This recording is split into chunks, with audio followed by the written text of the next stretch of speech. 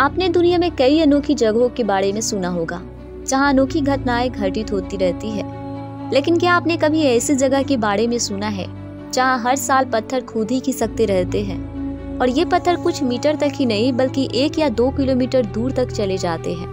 आखिर इन पत्थरों के चलने का रहस्य क्या है, चलिए जानें। दुनिया की सबसे गर्म जगह है डेथ वैली, जिसे मौत की घाटी भी कहा जाता है, जो अमेरिका के कैलिफोर्निया में है।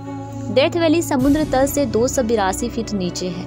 डेथ वैली दुनिया की सबसे गर्म जगहों में से एक है और यहाँ का मौसम बेहद गर्म होता है।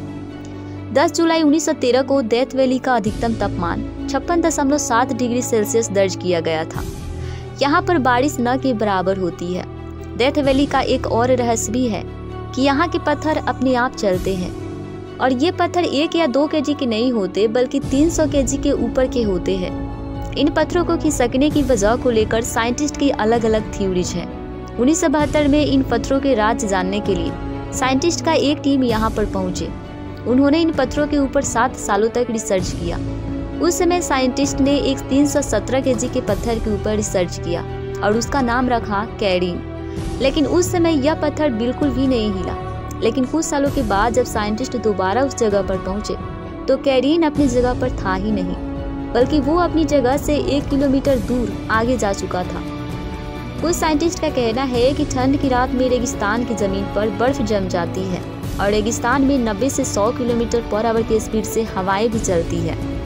ऐसे में बर्फ और गीली मिट्टी पत्थर और जमीन के बीच के घर्षण को कम करते होंगे और इस बीच तेज हवाओं से पत्थरों को खिसकने में हेल्प मिलती होगी और इन्हीं वजहों से पत्थर अपनी अपनी जगहों से खिसके हुए मिलते हैं।